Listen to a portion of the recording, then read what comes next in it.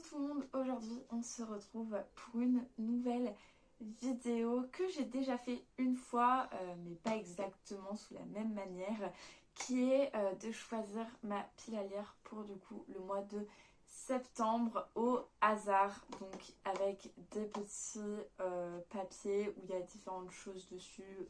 J'ai vraiment mis, ça peut être ce qu'il y a sur la couverture, ça peut être le titre, ça peut être l'histoire en soi, enfin bref. J'ai mis pas mal de trucs, je crois qu'il y a une vingtaine de papiers.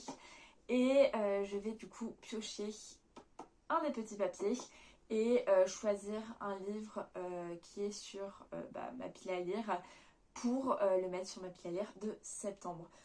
Tous les livres d'ailleurs de ma pile à lire ne sont pas là parce que j'ai certains livres qui sont avec par exemple avec leur série ou des choses comme ça, donc ils sont pas tous là. Mais je vais bien voir si j'ai besoin d'aller les chercher plus tard. Le mois de septembre, c'est un peu particulier parce que là, du coup, j'étais en vacances et pour ceux qui ne savent pas, je fais de la phobie scolaire. J'ai eu des années scolaires assez catastrophiques. Du coup, je ne sais pas du tout comment ça va se passer le mois de septembre. J'ai essayé de me mettre une routine, etc. Mais du coup, je ne sais absolument pas quelle quantité de livres je vais pouvoir lire. Du coup, je vais en choisir 5. Je pense que ça ira. Et bah, il y en aura sûrement plus, mais je ne sais pas.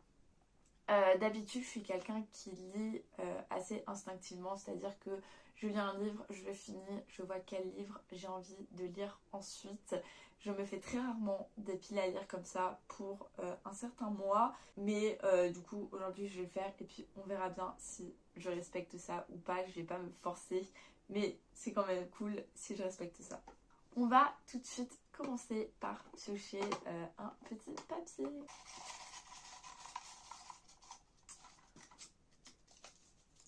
Ok, rouge. Il faut que je prenne un livre qui est rouge.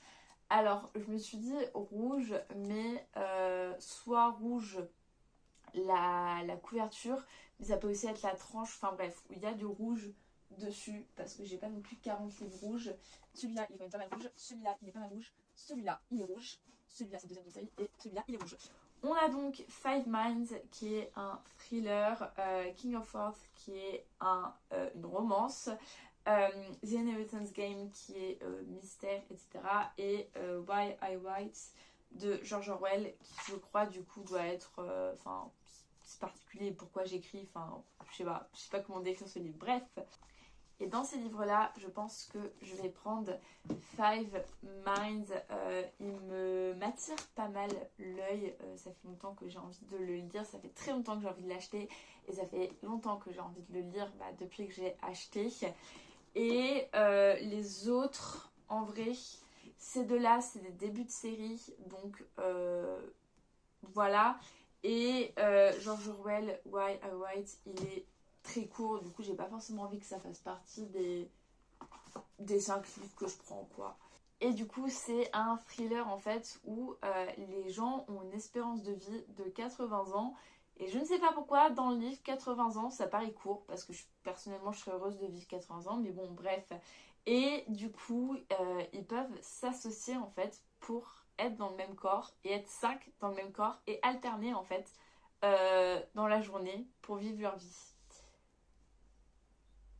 J'avoue que j'ai du mal à comprendre le concept dans le sens où 80 ans ça me paraît très bien. Vivre 150 ans en étant 5 dans le même corps, ça paraît pas du tout rentable. Mais bon, ils font leur vie, hein, j'ai envie de dire. Et du coup, je pense qu'il y a quelqu'un qui va tuer quelqu'un d'autre. Et sauf que du coup, vu qu'ils sont tous dans le même corps, il va y avoir un souci. Bref, je ne sais pas. Mais en tout cas, j'ai très hâte de lire. Le titre m'avait beaucoup attiré à l'époque. Donc voilà. Prochain livre. Un livre je vous ai pas montré d'ailleurs, mais c'est parce que c'est écrit en anglais. Où je pense que je vais lui donner 5 étoiles. Ah ah. Ouais, mais c'est aussi un thriller. J'ai envie de prendre The Paris Apartment parce que j'adore Lucie Follet, mais c'est un thriller en fait. Est-ce que j'ai envie de reprendre un thriller? On va peut-être un peu varier quand même. Mhm. Ok, j'ai été interrompue, donc je reprends. Je ne sais toujours pas quel livre prendre pour ma prédiction de 5 étoiles. Je pense que Caraval va être un 5 étoiles, mais c'est une série. Je vais quand même prendre Caraval. Caraval, du coup, pour ceux qui ne connaissent pas, même si c'est très connu, je crois, alors je connais pas grand chose, mais il me semble que c'est dans un univers cirque, etc. C'est un univers que j'aime beaucoup. Enfin, en fait, j'aime beaucoup les trucs un peu jeu d'argent, cirque, je sais pas, dans ma tête, ça s'associe échec et tout.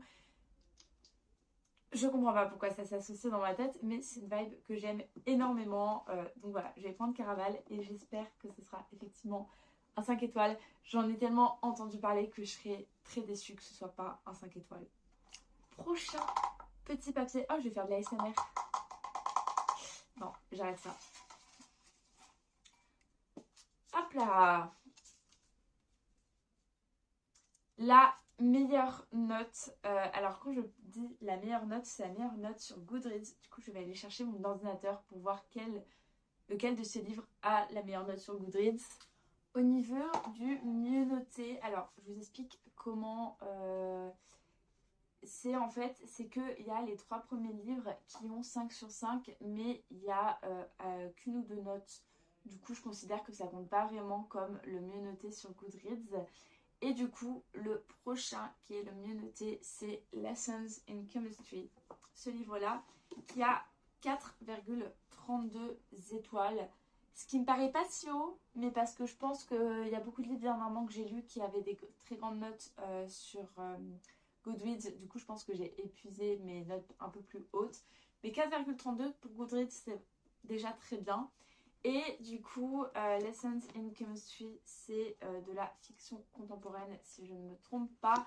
Je suis pas vraiment sûre de quoi ça parle, etc. Mais j'en ai beaucoup entendu parler par des youtubeurs que je suis et il a l'air très bien. Apparemment, ça parle de féminisme pendant les années 1960. Du coup, je sais pas exactement de quoi ça parle parce que bah, j'ai pas lu le livre et je suis le type de personne qui ne lit jamais les résumés, qui entend parler d'un livre et qui l'achète.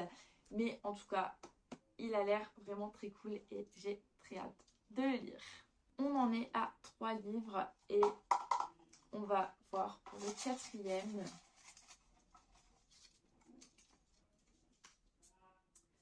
Un nombre dans le titre. Oula. Ah mais si. Parce qu'en fait, je vous explique. Là, il y a The Five. Donc évidemment, il y a un nombre dans le titre. Mais c'est un thriller sur Jack l'Éventreur. Enfin, sur les 5 victimes de Jack l'Éventreur. Et déjà un thriller, encore une fois.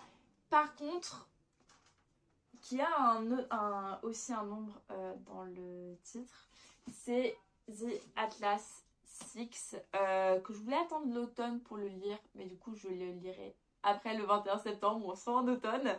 Bref, et The Atlas Six, c'est de la Dark Academia sur un groupe de magiciens.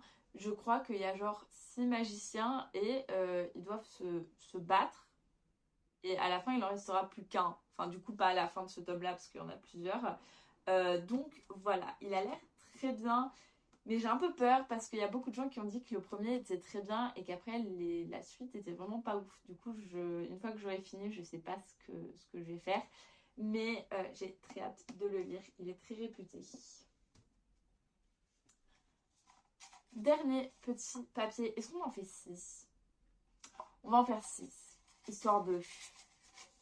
un livre que j'ai depuis longtemps dans ma pile à lire.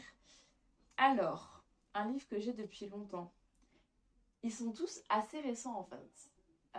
Parce que je lis beaucoup de livres, du coup je suis quand même assez... Ah mais non. Mais c'est moi qui écris les trucs et j'ai oublié en fait carrément. Parce que j'ai juste écrit Long Time, j'avais la flemme. Mais maintenant j'ai besoin de me souvenir que c'est pas celui que j'ai depuis le plus longtemps. C'est celui qui a été écrit il y a le plus longtemps. Bah, du coup je pense que ça va être de George Orwell, hein. Le livre le plus vieux. Mais non, George Orwell, bah oui. Bah, ça va être Le Spleen de Paris du coup. De Baudelaire, évidemment. Je pense que c'est le livre le plus ancien parce qu'il date de 1800. Je vais vous dire ça. Bon, j'ai la flemme de chercher, c'est bon, hein, j'ai déjà passé mon bac de français, les gars, c'est derrière moi tout ça. Bref, on est donc sur le spleen de Paris de Baudelaire. J'aime beaucoup l'écriture de Baudelaire. J'ai dû lire du coup Les Fleurs du Mal pour le bac de français et j'adore. J'adore. Du coup, je suis très contente de tomber sur le spleen de Paris qui sont des poèmes en prose et qui est du coup le livre que j'ai, enfin le plus vieux qui a été écrit il y a le plus longtemps quoi. Je pense que c'est difficile de faire mieux, même si évidemment il y en a, mais difficile de faire mieux quand même. Donc on est sur le 6e et dernier livre de cette pile à lire et roulement de tambour, un auteur que je n'ai jamais lu. Quel auteur j'ai jamais lu? Beaucoup, mais pas beaucoup à la fois. Si, beaucoup en fait. Il y a quasi tous que... Non, pas quasi tous. Bref, il y en a beaucoup que je n'ai jamais lu. Et je pense que je vais prendre The Mary Shelley Club, qui est un livre où je suis tombée un peu par hasard à Leclerc quand ils faisaient les 2 livres poche, un livre offert. Et du coup, celui-là faisait partie des 2 livres poche qu'on peut acheter. Et il avait l'air plutôt pas mal. Ce qui m'a totalement attirée, c'était le Mary Shelley. Parce que Mary Shelley, parce que Mary Shelley et parce que Mary Shelley. Je veux dire, Mary Shelley a écrit Frankenstein. Frankenstein qui est une œuvre d'art, qui est un masterpiece, un chef-d'œuvre. Frankenstein, lisez Frankenstein si vous ne l'avez pas encore lu. J'avais pas beaucoup de foi en lui. J'ai adoré au final. Bref, lisez Frankenstein. Du coup, j'ai vu ce livre où il y avait marqué Mary Shelley. J'étais en mode, il me le faut. Si ça parle un minimum de Frankenstein, il me le faut. Du coup, voilà, je l'ai acheté et je vais prendre ça parce que j'ai jamais lu cette autrice et je ne connaissais pas du tout ce livre avant de l'apercevoir. Du coup, je pense qu'on est au maximum. Je n'ai jamais lu l'autrice, je n'ai jamais entendu parler du livre. Donc voilà, j'ai très hâte de lire. Il est en français par contre. Je vais bien voir comment ça se passe parce que j'ai du mal à lire en français. Alors évidemment, le spleen de Paris, c'est aussi en français, mais c'est particulier. J'ai du mal à lire les livres en français, mais bon, on va bien voir. On va bien voir comment ça se passe. Et voilà, j'ai très hâte. C'est donc le dernier livre de cette pile à lire. Donc voilà pour ma pile à lire de septembre. On a donc Five Minds qui est un thriller, Caraval qui est de la fantasy, Lessons in Chemistry qui est de la, de la fiction contemporaine, The Atlas Six qui est de la Dark Academia slash fantasy, Le Spleen de Paris qui est de la poésie et The Mary Shelley Club qui est, je crois, un policier ou un thriller. Je pense que c'est un thriller. Voilà pour ma petite pile à lire de septembre. En vrai, c'est que des livres que j'ai très hâte de lire, donc j'ai très hâte de m'y mettre. Je ne sais pas si je pourrais tout lire ou si j'aurais envie de lire ces livres-là sur le moment.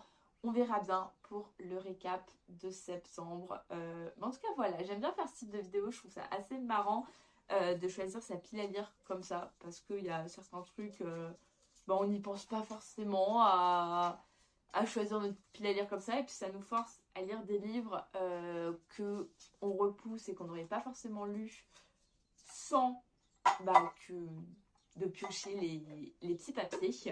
Donc voilà, j'ai très hâte de lire tout ça et je vous dis à la prochaine pour une nouvelle vidéo. Bye!